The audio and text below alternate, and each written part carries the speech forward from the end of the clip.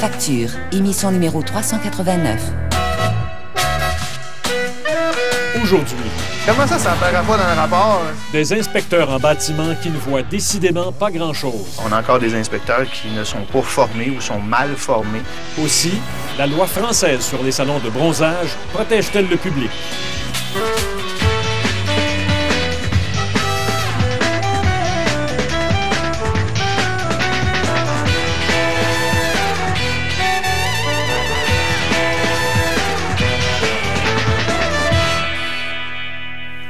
Bonsoir, bienvenue à La Facture. Ce n'est pas la première fois qu'il est question d'inspecteurs en bâtiment à l'émission. Il y a 3 ans, nous vous avions parlé d'inspecteurs qui passaient complètement à côté de défauts majeurs et qui n'étaient pas assurés pour ces fautes professionnelles. Il était aussi question d'agents immobiliers qui se plaçaient en situation de conflit d'intérêts en ne suggérant qu'un seul et unique inspecteur à des acheteurs éventuels. Ce soir, 2 autres histoires d'horreur dans ce domaine. Des histoires qui nous montrent que malheureusement, plus ça change, plus c'est pareil. C'est moi qui l'ai trouvé, cette maison-là. Donc, j'ai contacté mon agent d'immeuble. Je lui ai demandé de faire des recherches un peu, prendre des rendez-vous pour la visiter. Puis, on avait adoré ça. Tout de suite, quand on l'avait visité, on trouvait le coin super bien. On avait vu cette maison-là qui demandait quand même relativement pas cher, qui avait l'air d'une bonne maison. Puis là, nous autres, on s'est dit, bon, on va aller la visiter. Nous autres, on adore les boiseries, on adorait l'image du foyer dans le salon, puis ces choses-là. Fait qu'on était super accrochés en partant par ces aspects-là. Mathieu Guilbeault de Saint-Roch-de-l'Achigan et Cathy Filiatro de Pointe-aux-Trembles ont un point en commun. Les deux en sont à leur première expérience en tant qu'acheteurs de maison. Visuellement, comme ça, au premier regard, c'était une super maison. On a été charmés tout de suite. Mathieu Guilbeault et son épouse déposent une offre d'achat conditionnelle à l'inspection de la maison. Sous la recommandation de leur agent d'immeuble, ils font alors appel à Jean Lyonnais de la firme Inspect de Mascouche, au nord de Montréal. M. Lyonnais m'a expliqué un peu ce qui était important de regarder pour la maison. C'était les infiltrations d'eau, souvent. Il a mis beaucoup d'emphase là-dessus, surtout à l'extérieur. Il a regardé chaque petit raccoin. Il a fait une inspection extérieure complète. Il est monté sur les toitures. Il a fait le tour de la maison. Il n'y avait rien de majeur à part la gouttière, puis peut-être un peu de finition. Mathieu Guilbeault décide d'acheter la maison après avoir pris connaissance du rapport d'inspection. Mais à peine quelques mois plus tard, leur maison de rêve se transforme en véritable cauchemar. On s'est rendu compte que la maison avait des graves problèmes. En fait, c'est arrivé à la mi-décembre. La partie arrière de la maison, à l'intérieur, les planchers étaient glacés, étaient très, très froids. Même avec juste des bas, on avait froid aux pieds. Il fallait carrément mettre des souliers dans la maison. Fait que j'ai décidé d'ouvrir la trappe arrière. Et c'est là que j'ai découvert qu'il y avait à peu près, je dirais, il devait avoir au moins 24 pouces d'eau. 24 pouces, c'est beaucoup plus que ce qui est écrit dans le rapport de son inspecteur Jean Lyonnais, qui ne mentionne que des signes d'infiltration d'eau. Il y a la présence d'un sol qui n'est pas protégé contre l'humidité. Il y a des vieilles structures, des vieux éléments de structure. De la plomberie qui semble avoir été faite de façon artisanale, des travaux électriques également de façon artisanale. Il y a même des fils laissés à nu, des boîtiers qui ne possèdent pas de couvercle. Claude Latulippe est inspecteur en bâtiment. C'est un expert reconnu pour sa rigueur dans sa profession. Et ça, par rapport au rapport initial, Claude Latulippe, on parle ici d'un sous-sol, on parle de signes d'infiltration d'eau. Est-ce que c'est suffisant? Ce n'est pas des signes. Il y a une évidence d'eau, d'infiltration d'eau continuelle. Il manque beaucoup d'informations, ne serait-ce au niveau de l'hygiène, au niveau de la structure. Beaucoup d'avertissements ne sont pas là. Donc, on qualifie ça de quoi, ce rapport-là? C'est un rapport qui semble laisser vouloir transparaître que tout est bien, mais qu'en fait, c'est à partir de là que ça commence à aller mal. Nous avons fait un tour rapide de la maison pour comparer les observations de Claude Latulippe avec les conclusions du rapport d'inspection. Il y en a un joint qui a été mal consolidé, celui-là avec. Ceux-là aussi, ils sont tous mal consolidés. Tous les joints, là, ça, c'est pas correct, ça. Donc, c'est du travail d'amateur, là? C'est ce qu'on appelle artisan, là. Homemade. Du travail artisan. Il n'y a aucune rubrique qui fait état de la qualité ou les anomalies au niveau de la structure du toit. Et ça, c'est important. C'est comme très important, c'est la structure du toit même. Alors, on a des fléchissements à l'extérieur, on les note à l'intérieur, l'explication est là, donc Donc, un inspecteur, normalement, qui voit ça, doit le mentionner dans le rapport. Définitivement. C'est impératif. C'est un must, comme on dit dans notre jargon. Et ça, comment ça apparaît pas dans le rapport? Un simple coup d'œil de notre inspecteur sur une partie extérieure de la maison lui suffit pour faire son constat. Les affaires de même, là, c'est clair que ça veut cacher quelque chose. C'est clair qu'il y a un problème à cet endroit-là. C'est une évidence même qu'il fallait que ça transparaisse à travers le rapport, cette histoire-là.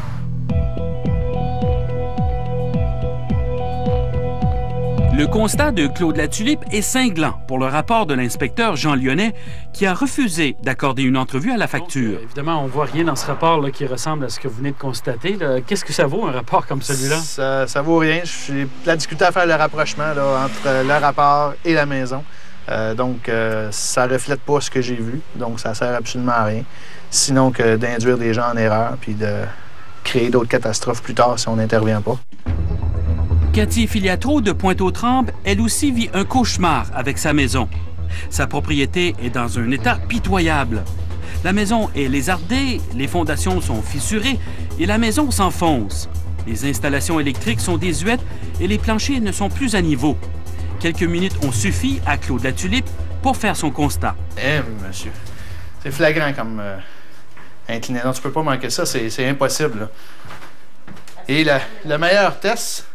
Le meilleur test qu'un inspecteur peut faire, mais d'ailleurs, tout inspecteur a ça dans son truc d'inspection, c'est une bille.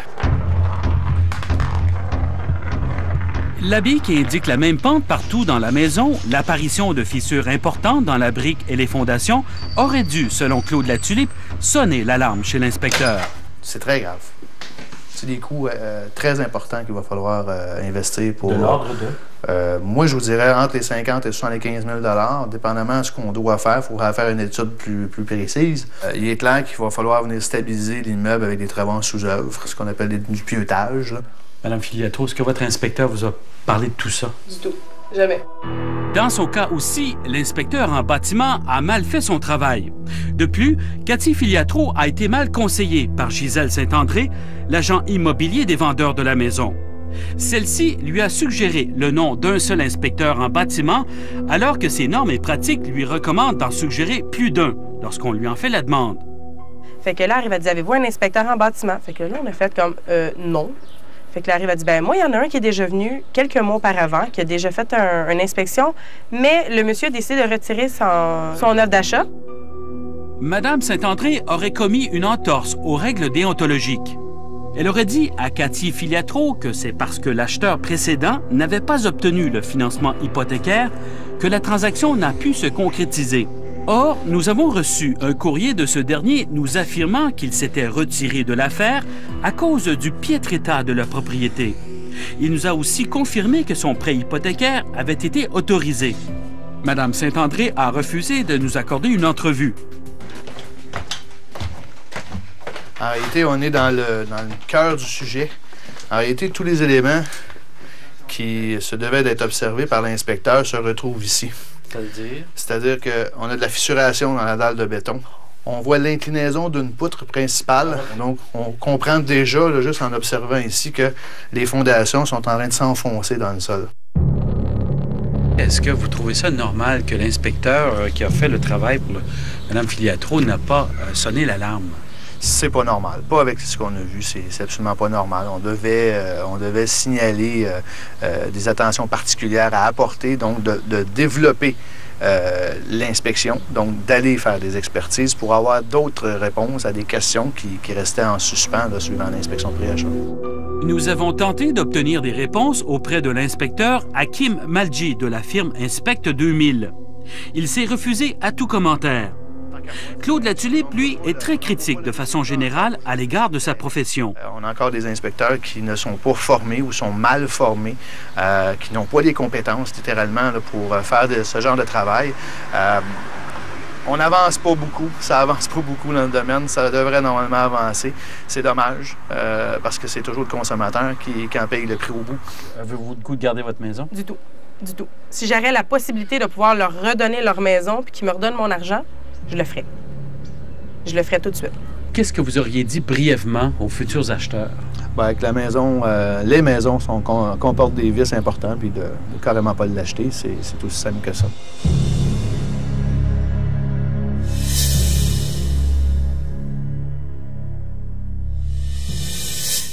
Mathieu Guilbeault essaie tant bien que mal de colmater les fuites d'eau de sa maison. Quand il a le temps, il étudie les options légales qui s'offrent à lui. Cathy Filiatro, de son côté, tente de vendre sa maison, sans aucune garantie, ça va de soi. Dans le domaine des inspecteurs en bâtiment, c'est encore malheureusement la règle du free-for-all. Si vous cherchez un inspecteur, trouvez-en un qui est membre d'un ordre professionnel, qui est assuré et aussi qui connaît le quartier où vous voulez acheter votre maison. Ce ne sont pas des garanties absolues, mais au moins, ça vous offre une certaine protection.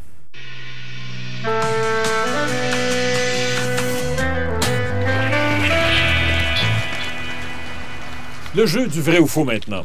Vous allez visiter la parenté en région à l'occasion des fêtes. Pas de chance, le moteur de votre auto prend feu. Les pompiers arrivent, mais vous avez déjà éteint vous-même le début d'incendie.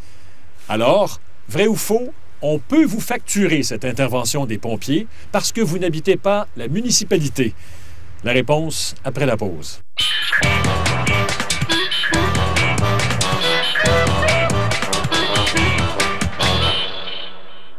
Ce soir. Es-tu vraiment allé à Marina? Oui. Les policiers ont trouvé son vélo sur le quai. Dans la vie, c'est comme au jeu, hein? Ça peut arriver d'épuiser nos réserves. Je suis tanné de l'avoir souffrir à cause de ton problème. Providence. Ce soir, 20h, à Radio-Canada. Mercredi, Jean-François Lépine accueille le réalisateur canadien d'origine chilienne Patricio Henriquez. Et Jean-Michel Leprince nous amène au Venezuela, où le président Chavez veut se faire réélire jusqu'en 2031. 1 heure sur Terre, mercredi 21h à Radio-Canada. T'as choisi location d'Auto Enterprise pour mon voyage? Oh, ça me semble cher. C'est pas cher, maman. Ils viennent nous chercher. Ça doit coûter cher. C'est gratuit, maman. Si c'est pas cher, t'aurais pas à choisir une plus grosse? Choisissez Enterprise. Laissez-vous transporter. Prenez vos meilleures photos avec les appareils primés D40 et D40X de Nikon. Compact et rapide comme l'éclair. Et au plus bas prix jamais vu. Votre premier appareil SLR numérique, juste à temps pour les fêtes. Les premiers pas. La vie en est pleine. Il y a tant à capturer avec l'appareil primé D40 ou D40X de Nikon. Votre premier appareil SLR numérique au plus bas prix jamais vu. Juste à temps pour les fêtes.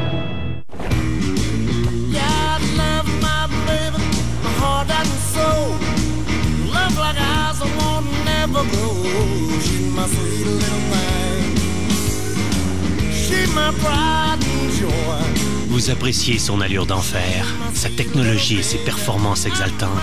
Eh bien, sachez que vous n'êtes pas les seuls. L'Altima de Nissan, nommée la voiture la plus appréciée catégorie intermédiaire selon J.D. Power et Associés. Je sais pas combien de fois j'ai essayé d'arrêter de fumer. Depuis que j'en ai parlé à mon médecin, je vois l'abandon du tabac d'un autre œil. Cette fois-ci, j'écrase pour de bon. Consultez votre médecin. Cette fois-ci pourrait être la bonne pour vous aussi.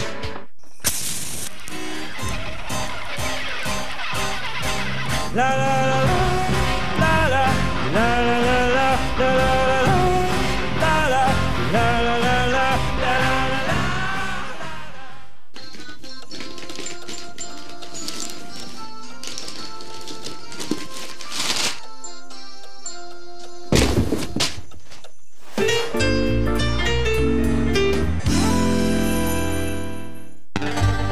Hommage au sandwich grillé ranch, poulet et bacon.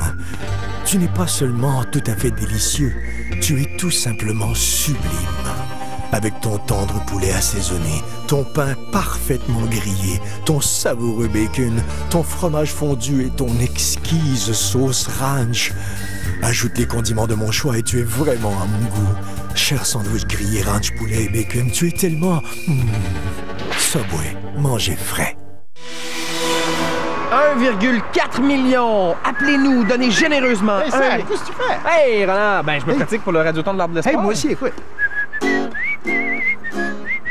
Bon. C'est vraiment bon. Soyez les nôtres le 30 novembre pour le Radioton de l'Arbre de l'Espoir à la radio de Radio-Canada et à la télévision de Radio-Canada aussi. Puis si ça vous tente, les Noirs vont être au collège communautaire de Dieppe toute la journée. Ouais, on vous attend. Hey, c'est...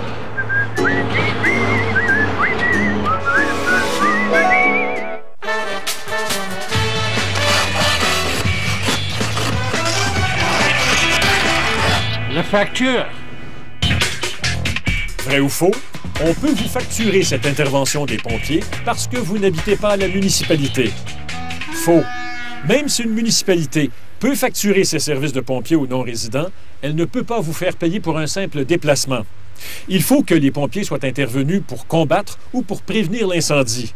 De plus, on ne peut vous faire payer pour ces services si votre vie ou votre santé était en danger.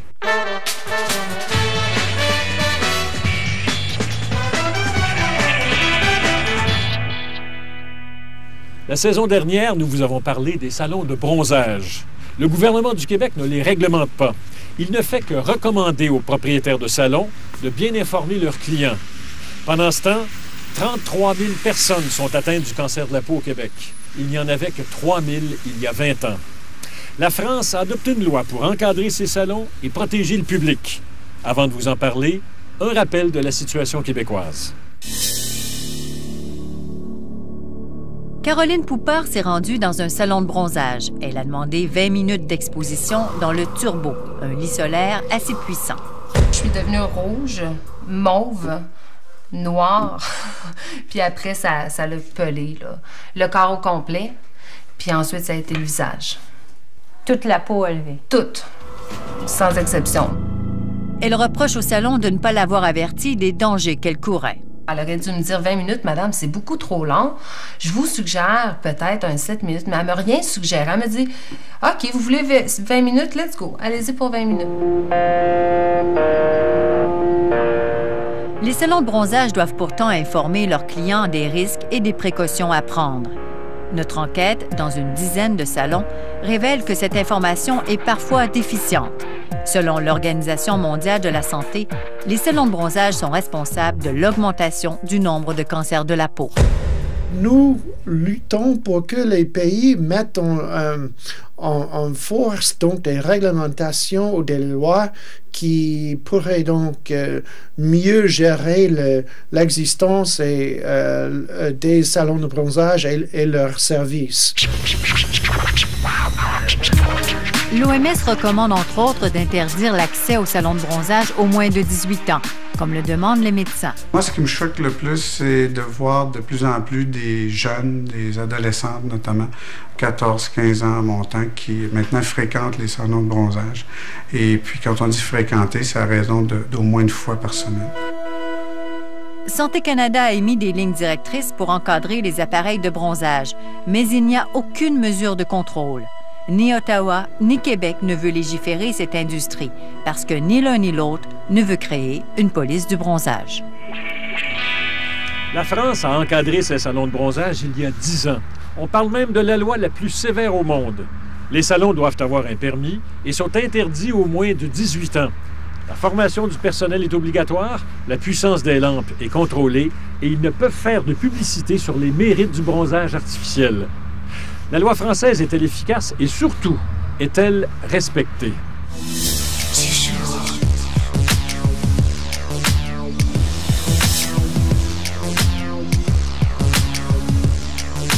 On va trouver ici un plan de bronzage recommandé qui est réglementé par la réglementation française. Dominique Beaumier dirige un des plus grands réseaux de centres de bronzage en France.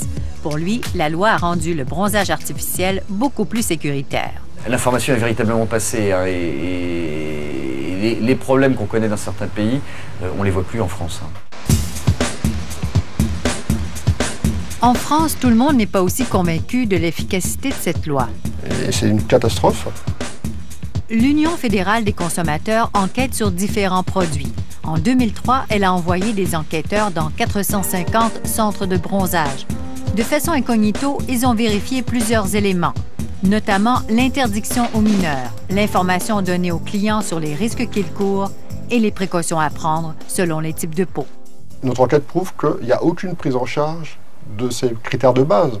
C'est-à-dire, ne serait-ce qu'examiner le phototype de peau, attendre 48 heures et regarder comment la peau réagit, c'est la loi, rien que la loi.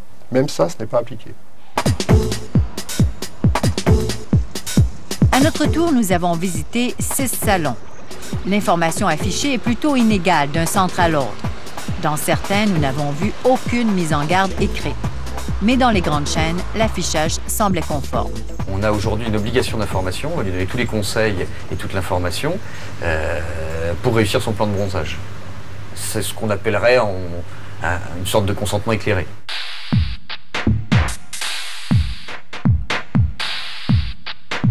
La loi interdit aux jeunes de moins de 18 ans l'accès au salon de bronzage, même s'ils ont le consentement de leurs parents.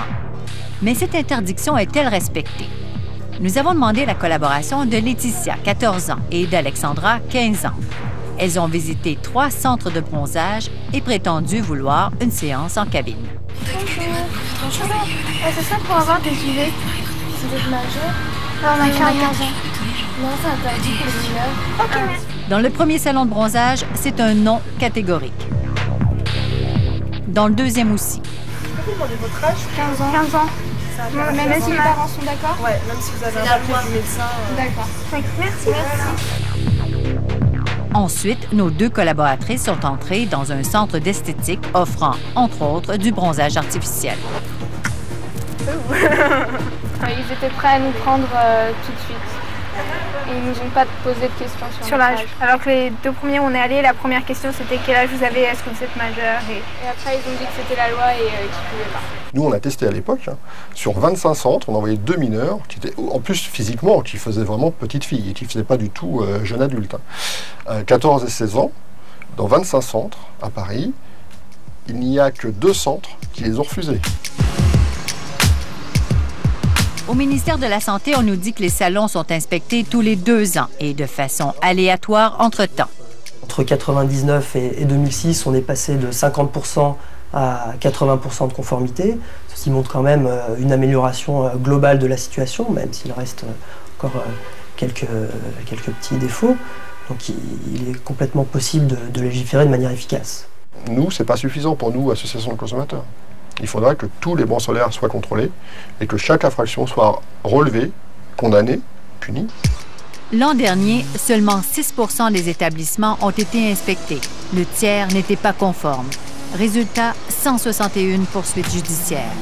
Ce qui agace les propriétaires encore plus que les amendes, c'est que la loi leur interdit de faire la promotion des bienfaits des UV. Et ça, vous trouvez ça que c'est exagéré? Sans doute exagéré, ça s'appelle atteinte à la liberté d'expression. Malgré tout, le nombre de centres de bronzage a doublé au cours des dernières années. La loi n'a donc pas eu d'impact sur la fréquentation. A-t-elle permis un choix plus éclairé? Difficile de l'affirmer. Mais pour nos 2 jeunes collaboratrices, le choix est déjà fait. Je sais que c'est mauvais, ça donne le cancer et tout ça, donc ça ne doit pas être génial.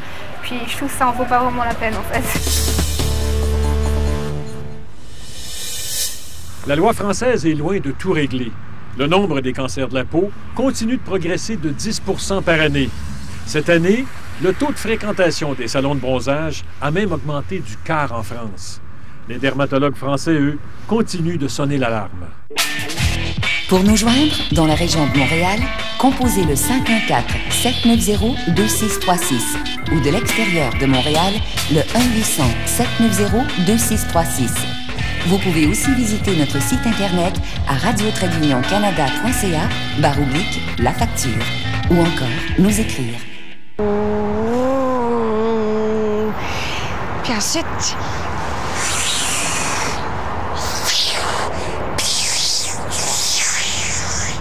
Puis là, j'ai...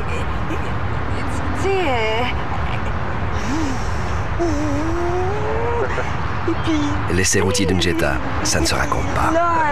Prenez le volant d'une Jetta 2008. Pour un temps limité, elle est à vous à partir de 279 $ par mois. Ça ne se raconte pas.ca. Ce soir, au Téléjournal. Bonsoir, une bonne et une mauvaise nouvelle pour le Canada en provenance de l'ONU. Notre pays se classe 4e en termes d'indice de développement urbain, mais n'est pas l'exemple à suivre en matière de protection de l'environnement. Pendant qu'Israéliens et Palestiniens évoquent l'idée d'une paix à Annapolis, notre envoyé spécial à Gaza est allé rencontrer des militants du djihad islamique qui fabriquent des bombes artisanales. À plus tard.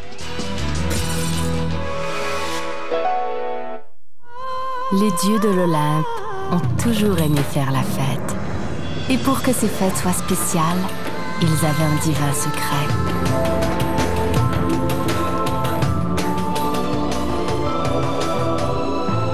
Puis un jour... Oh non! Ce secret glissa des cieux et fut découvert par l'homme. Est-ce que je rêve? Partager un secret en or, Ferrero Rocher. Le festival Fry accueillera l'auteur du livre « Histoire de Pi », Yann Martel, et il sera à l'Hôtel de Ville de Moncton le mercredi 28 novembre à 19h afin de rencontrer les gens et de discuter avec eux de son œuvre, de ses idées et du rôle des arts dans la société. La Galerie Sans Nom au Centre culturel Aberdeen à Moncton présentera jusqu'au 21 décembre une exposition intitulée « Subterfuge », célébrant ses 30 années d'existence. Et le Musée d'art du Centre de la Confédération Charlottetown offre un programme pour les enfants de 3 à 5 ans accompagnés d'un adulte. Les enfants sont invités à venir entendre une belle histoire et à faire de l'artisanat les mardis entre 13h30 et 14h. Le programme se poursuivra jusqu'au 4 décembre. Pour plus d'informations, 628 61 11.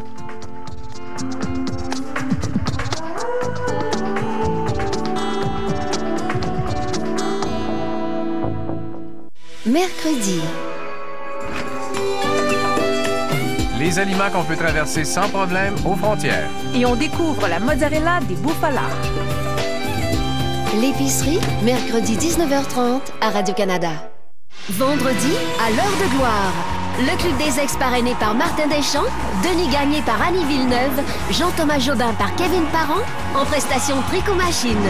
L'heure de gloire, vendredi 21h à Radio-Canada. Samedi.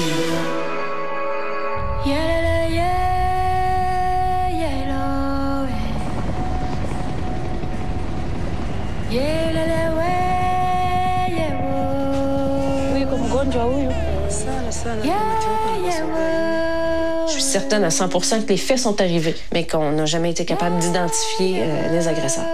Le déshonneur des casques bleus, à Zone Doc, samedi 22h30, à Radio-Canada.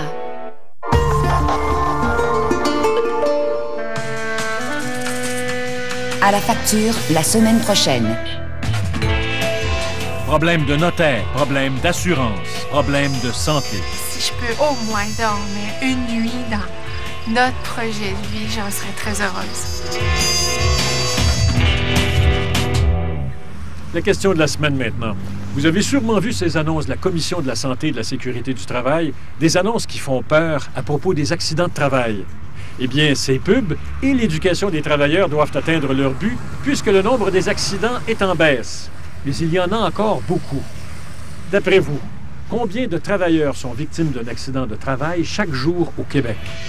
Chaque jour, au moins 10 par jour. 7 à 8? Trentaine, je dirais. Pas plus que ça. 100 par jour. 200? 30? À l'œil, 300 peut-être. La réponse à notre question, chaque jour au Québec, plus de 300 travailleurs sont victimes d'un accident de travail. Et les jeunes sont plus touchés que leurs aînés. Pour les moins de 24 ans, on parle d'une amputation par semaine et d'un décès par mois. La bonne nouvelle, c'est qu'il y a de moins en moins de ces accidents. 26 000 en l'an 2000 chez les jeunes contre 18 000 l'an dernier.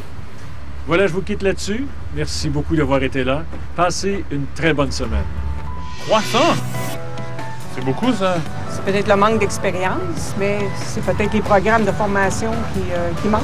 On pourrait motiver les conditions de travail, puis ça l'aiderait. D'après moi, les employeurs ne suivent pas assez leurs employés. Je pense qu'on va investir dans la formation des jeunes. Ce que je suis surtout heureux de constater, c'est de voir qu'il y a une amélioration importante. Et il faut continuer, même de plus belle. C'est sûr qu'on peut réglementer davantage, mais à réglementer, finalement, c'est comme qui faisait paraphraser ça, au lieu de poser une clôture pour pas que son cheval s'éloigne, on est mieux de le dresser. Es-tu vraiment allé à Marina? Oui. Les policiers ont trouvé son vélo sur le quai. Dans la vie, c'est comme au jeu, hein? Ça peut arriver d'épuiser nos réserves. Je suis tanné de l'avoir souffrir à cause de ton problème.